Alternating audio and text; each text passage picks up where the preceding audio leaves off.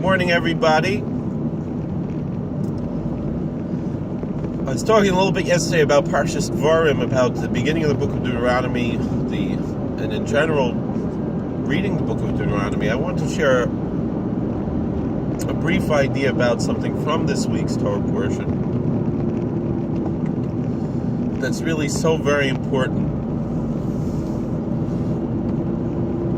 The Yismach Yisrael, the Alexander Rebbe, he taught that more than we need to teach people to believe in God, we need to teach people that God believes in them. Essentially, that's what it says in Psalm 92. We can interpret it that way. It's good to give thanks to the Lord and give Tov Lahodos Hashem Ulizam L'Shimcha Elyon, to sing to your name Most High, Lahagid Baboker Chasdecha, to say over your kindness in the daytimes, V'munascha B'leilos, and your faith in the nights. And so homiletically we could say, who does God have faith in? He has faith in us. But essentially there's more than that. It's very important for us to love God. It's one of the most important mitzvos we say every day, twice a day. The Shema, also from next week's Parsha, Deuteronomy 6, you should love the Lord your God with all your heart, with all your soul, with all your might.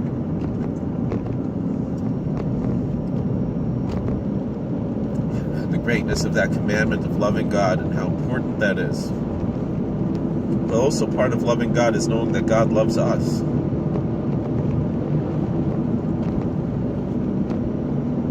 In this week's Parsha, we read when Moses tells the unfortunate sin of the spies that we had read in the book of Numbers.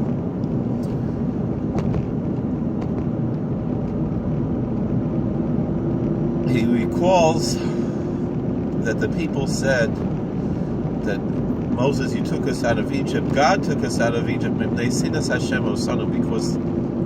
the Lord hates us. Can you imagine that? This is what they're saying to Moses. That because the Lord hates us, He took us out of Egypt. Of course, we know that it's just the opposite.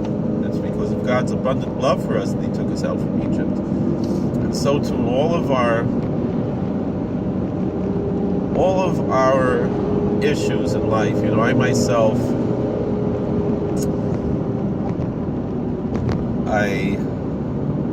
I remember, I was the Rav in Richmond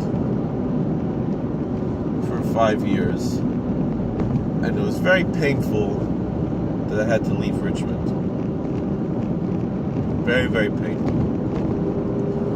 And the process of leaving, which took about a year and a half, 2 years, was very, very painful. And it was very upsetting. But it was really, of course, God knows what's best for us. I remember something, I spoke to Moshe Weinberger, he said, no, you didn't belong there. I don't know if that's really true, to say I didn't belong there. But I don't belong there now. Whatever I had to accomplish there, I had accomplished. Now it's time to move on. And it was very hard to move on. But it's not Mipnei Sinas Hashem Oisanu. Just the opposite. It's that God loves me so much, and God loves all of us so much. And so now God took me out from where I had to accomplish what I had to accomplish there, and now I'm where I belong. And we do that all the times in our lives. We're so upset when it's time for things to change. Sometimes we're excited when things have to change, and sometimes we're confused. Sometimes it's difficult. We have to find the balance. Nesinas Hashem, my son, we think that for some reason we think that God hates us, and it's not true.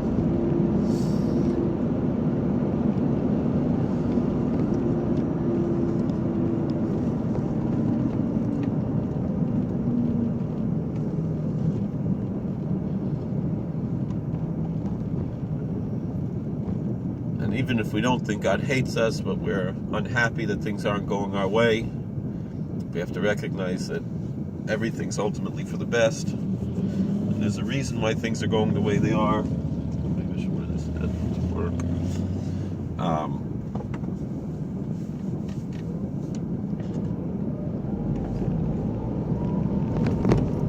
And we have to find the balance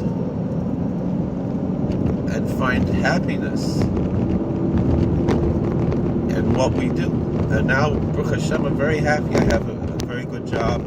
I'm hoping I hoped when I came to Richmond, I really wanted to stay there, and I invested a lot into staying there. That really didn't work out. And, and then I felt guilt. Oh, why didn't I apply for this job or that job, or put more into some other location which would have been better for me? And now I hope and pray that where I am now, I could stay, as long as possible. It's an opportunity for a job that could have retirement benefits, which I wouldn't have had in any shul. It's a great, not only something that I'm enjoying at the moment, my current job, but it's a great opportunity for the rest of my life. It's an investment in my future, my children's future, and so forth. And so I have to be so happy and thankful and see the goodness that God brought into my life. And the Baal Shem Tov says, in our liturgy,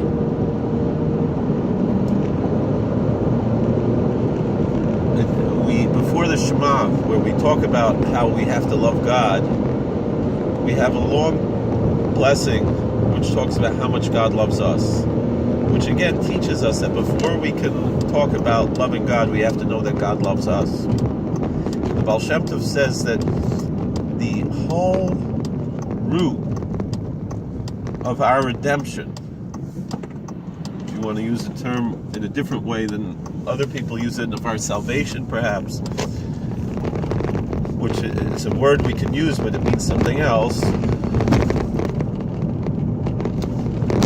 The whole root of this is that God loves us.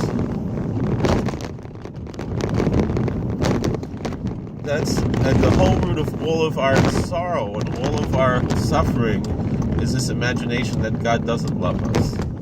We see it, we see it in even, people have turned the Holy Land into an idol.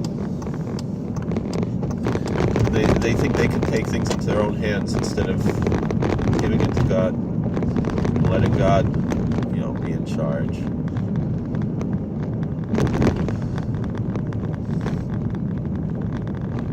So these are all important things for us to consider. But it's very, very important that we have to focus and remember that God loves us. And when we remember that God loves us, it makes our lives better. Because, like I said before, we're not going to think that things are going wrong because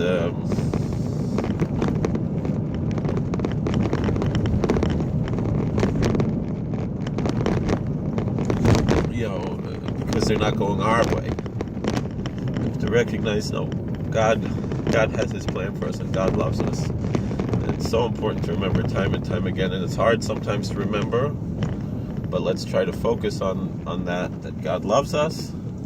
That's going to help us be more satisfied in life and find what we're looking for in life. Thank you for watching. God bless. Please like, share, and subscribe, comment, and we'll see you all later.